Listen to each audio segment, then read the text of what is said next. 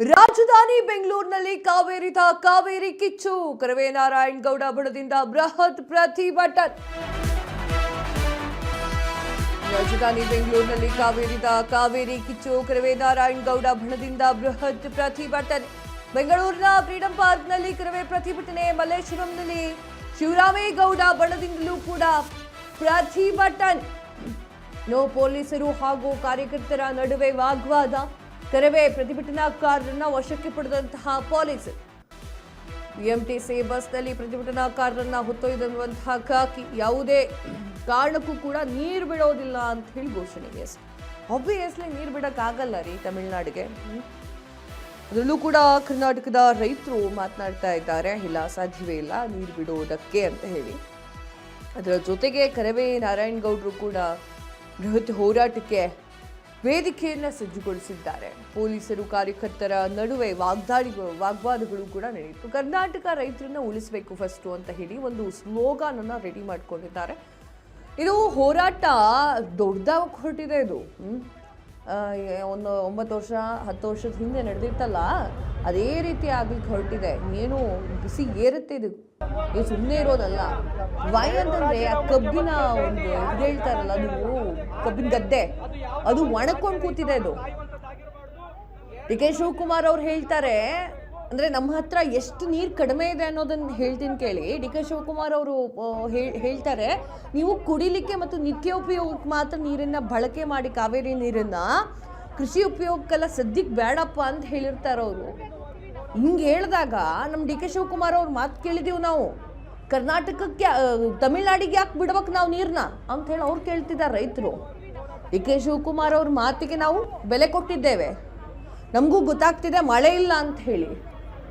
ಇದೇ ಸ್ವಲ್ಪ ಬೆಳೆಗಳನ್ನ ಅದರಲ್ಲೇ ಉಳಿತಾಯ ಮಾಡಿ ನಾವೇನೋ ಸ್ವಲ್ಪ ಹಾಕೊಳ್ತಿದ್ದೀವಿ ನೀರನ್ನ. ನಮ್ಮ ರಾಜ್ಯದ ಮುಖ್ಯಮಂತ್ರಿಗಳು ಹೇಳಿದ್ದಾರೆ ಕುಡಿಯೋ ನೀರು ಉಪಯೋಗಿಸಿ ಅಂತ ಹೇಳಿ. ಬಟ್ ನಾವು ಹೇಗೆ ಕೊಡೋಕ್ಕಾಗುತ್ತೆ ತಮಿಳ್ನಾಡಿಗೆ? ರೈತರು ಈ ಪ್ರಶ್ನೆಯನ್ನು ಕೇಳ್ತಾ ಇದ್ದಾರೆ. ಕಾವೇರಿ ವಿಚಾರಕ್ಕೆ ಸಂಬಂಧಪಟ್ಟಂತೆ ರೈತರು ಹೋರಾಟ ಮಾಡ್ಲಿಕ್ಕೆ ಇಳಿದಿದ್ದಾರೆ ಅಂತಂದ್ರೆ ಕನ್ನಡ ಸಂಘ ಏನಿದೆ, ಕನ್ನಡ ಪರ ಹೋರಾಟಗಾರರು, ಅವ್ರು ಇಳಿಲೇಬೇಕಾಗತ್ತೆ. ಆಯ್ತು, ಓಕೆ, ಒಪ್ಕೊಳ್ಳೋಣ. ನಮ್ಮಲ್ಲೇ ಜಗಳ, ನಮ್ಮಲ್ಲೇ ಏನಕ್ಕೆ ಇದು ನಾವೆಲ್ಲ ಭಾರತೀಯರು ಅಂತ ಯೋಚನೆ ಮಾಡಬೇಕು ಅನ್ನೋದೆಲ್ಲ ತುಂಬಾ ದೊಡ್ಡ ಡೈಲಾಗ್ಗಳನ್ನ ಹೊಡಿತಾರೆ ಕೆಲವೊಂದಿಷ್ಟು ಜನ. ಪಕ್ಕದ ಮನೆಯವ್ರು ನಮ್ಮ ಅರ್ಥ ಮಾಡ್ಕೊಳ್ಬೇಕಲ್ರಿ. ಒಂದೇ ಊರು ಹೌದು, ಬೇರೆ ಊರೇನಲ್ಲ. ಅವರು ಪಕ್ಕದ ಮನೆಯವ್ರು ಅರ್ಥ ಮಾಡ್ಕೊಳ್ಬೇಕಲ್ಲ. ಹಾಗೆ ಆಗ್ತಾ ಇದೆ ಅದು. ಅವರಿಗೆ ಊಟ ತಿಂಡಿಗೆ ನೀರಿಲ್ಲ, ಕುಡಿಯಕ್ಕೆ ನೀರಿಲ್ಲ, ತೊಳೆಯಕ್ಕೆ ನೀರಿಲ್ಲ ಅಂತಂದ್ರು ಓಕೆ ಸರ್, ಕೊಡೋಣ ನಾವು. ಕರ್ನಾಟಕದವ್ರ ದೊಡ್ಡ ಮನಸ್ಸು, ಅದೆಷ್ಟೋ ದಾನ ಮಾಡ್ಬಿಟ್ಟಿದೀವಂತೆ, ನೀರ್ದಾನ ಮಾಡೋಕ್ಕಾಗಲ್ವ ನಮಗೆ? ಬಟ್ ಅಲ್ಲಿ ಪರಿಸ್ಥಿತಿ ಚೆನ್ನಾಗೇ ಇದೆ ತಿಳ್ಕೊಂಡಿದ್ ಮಟ್ಟಿಗೆ. ಕುಡಿಯಕ್ಕೆ, ತಿನ್ನಕ್ಕೆ, ತೊಳೆಯಕ್ಕೆ ಎಲ್ಲ ನೀರಿದೆ. ಅಲ್ಲಿ ಕೈಕಾಲು ಮುಖ ತೊಳೆಯಕ್ಕಪ್ಪ ಎಲ್ಲದಕ್ಕೂ ನೀರಿದೆ.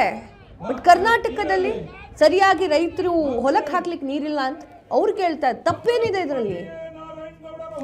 ಕೋರ್ಟ್ ಆದೇಶವನ್ನ ನೀಡಿದೆ, ಆದೇಶದ ಪ್ರಕಾರ ನಾವು ನಡ್ಕೊಂಡಿದ್ದೀವಿ ಅಂತ ಹೇಳಿ CWRC ಹೇಳ್ಬಹುದು. ಆ ಆದೇಶವನ್ನು ಎತ್ತಿ ಹಿಡ್ತಿದ್ದೀವಿ ಅಂತ CWRC ಹೇಳ್ಬೋದು. ಬಟ್ ಇದು ಏನ್ ಗೊತ್ತಾ, ಈ ಒಂದು ಕೋರ್ಟ್ ಯಾವಾಗ ಆದೇಶವನ್ನು ನೀಡಿತ್ತು, ಎಷ್ಟು ವರ್ಷದ ಹಿಂದೆ ಆದೇಶಗಳನ್ನ ನೀಡಿತ್ತು, ಅದನ್ನ ನಾವು ಯೋಚನೆ ಮಾಡಬೇಕು. 12 ವರ್ಷ ಆಗಿರ್ಬೇಕು, ಮೋಸ್ಟ್ಲಿ 14-15 ವರ್ಷ, ನನ್ಗೆ ಗೊತ್ತಿಲ್ಲ ಸರಿಯಾಗಿ. ಸೊ ಅಷ್ಟು ವರ್ಷಗಳ ಹಿಂದಿಂದಿರೋದು. ಕರ್ನಾಟಕಕ್ಕೆ ಆಗ ನೀರೆಷ್ಟು ಬರ್ತಿತ್ತು ಗೊತ್ತಾ? ಕಾವೇರಿ ನದಿಯಿಂದ ಜಾಸ್ತಿ ಬರ್ತಿತ್ತು. ನಮ್ಮ ಹತ್ರ ಇತ್ತು, ನಾವು ದಾನ ಮಾಡ್ತಿದ್ವಿ. ನಮ್ಮ ಹತ್ರನೇ ಇಲ್ಲ, ನಾವು ದಾನ ಮಾಡಬೇಕು ಅಂತಂದ್ರೆ ಸರ್, ನಾವು ಕರ್ನಾಟಕದವರು, ನಮಗೆ ಇದು ಏನೋ ಹೇಳ್ತಾರೆ, ರೈತರು ಬೇಡ್ಕೊಂಡು ತಿಂದ ಅಭ್ಯಾಸ ಇಲ್ಲ, ನಮಗೆ ಬೆಳ್ಕೊಂಡು ತಿಂದ ಅಭ್ಯಾಸ ಇದೆ.